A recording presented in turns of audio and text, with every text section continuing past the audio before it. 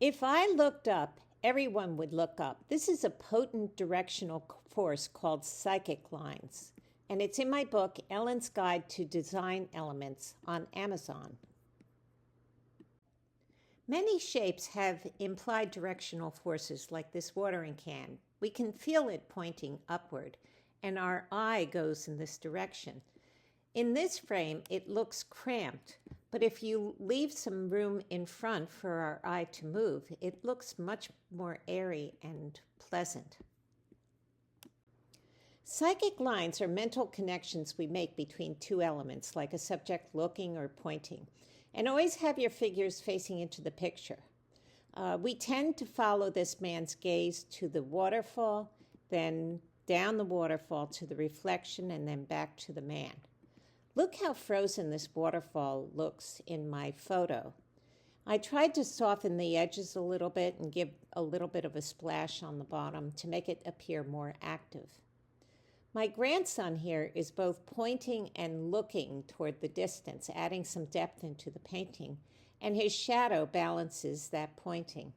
I left some room in front so he's not pointing toward the edge of the picture.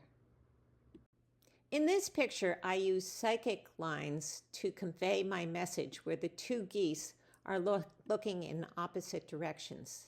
It's sort of my heavy-handed commentary on marriage. Since gaze is such a strong directional force, you need to use it in your paintings. And this painting has no dominant gaze direction. What I mean by that is this guy is looking at this guy, and this guy's looking back at this guy, and we kind of get caught in between. And then we go back here, and these two are looking at each other, and this one's looking toward the distance. So we get caught up between the gazes, and it doesn't get us to move around the painting. It also doesn't seem realistic that these ducks in the back are coming toward them, and none of these ducks in the front are looking at them. So you need to have some sort of dominant gaze direction. Maybe all the ducks could be looking at one duck, or all the ducks could be looking at the ones in the distance, or you could have it so that this one is looking at this one's looking at this one, this one's looking at this one's looking there, so it gets you to zigzag through the picture. This was a picture I took in Uganda, where this guy was protecting his family and I was behind a man with a machete.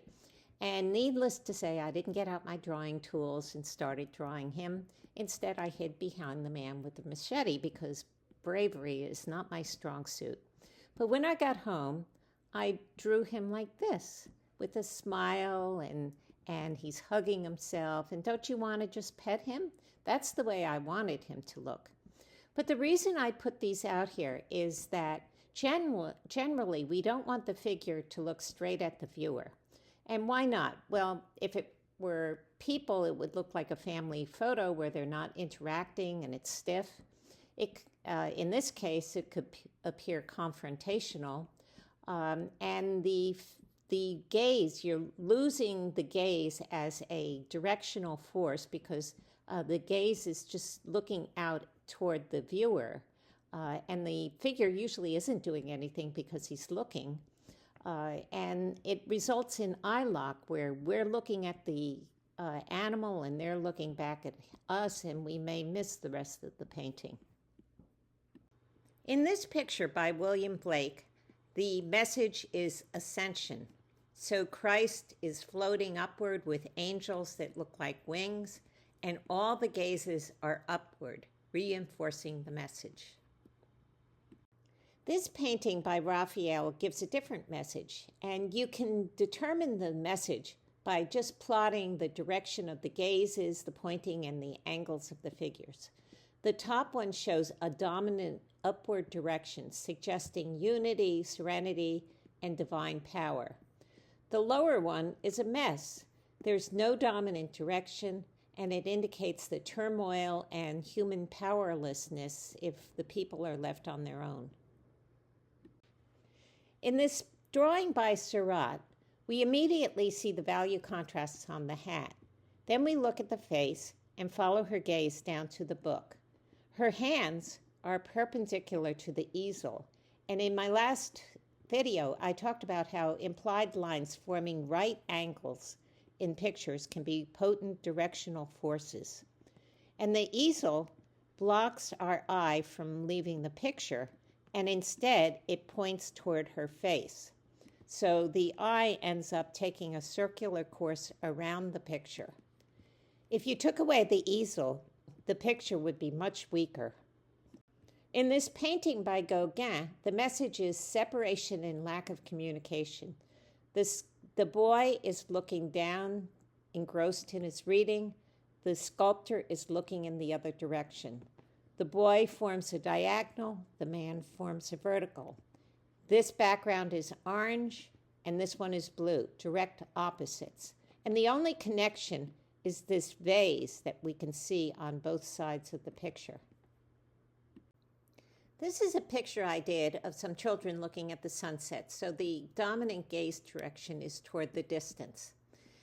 This one is looking at the girl next to her, and this one is the focus because her gaze is toward her left back, which is the most contrasting gaze compared to the dominant gaze direction, which is this way. So she stands out because of her gaze direction, and also because she's almost looking at the viewer, and viewers immediately look at anyone who's looking at them. So our eye goes to her right away. And, you know, she's got this cute little shoe and frilly top. She's very different from the others who are wearing jeans and shorts and onesies. Now let's combine psychic lines with movement, like a dog chasing a ball.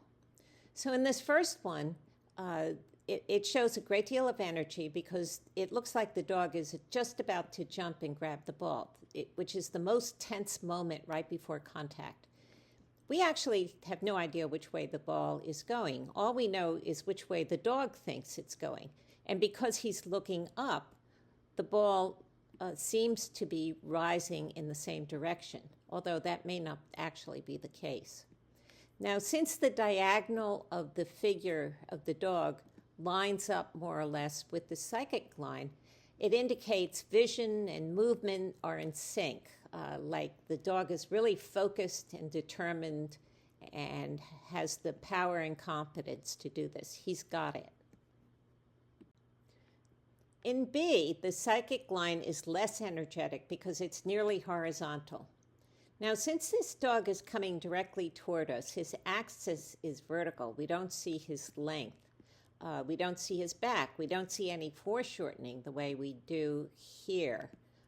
So actually, the only reason we know he's running is that all his legs are off the ground. And how do you know that?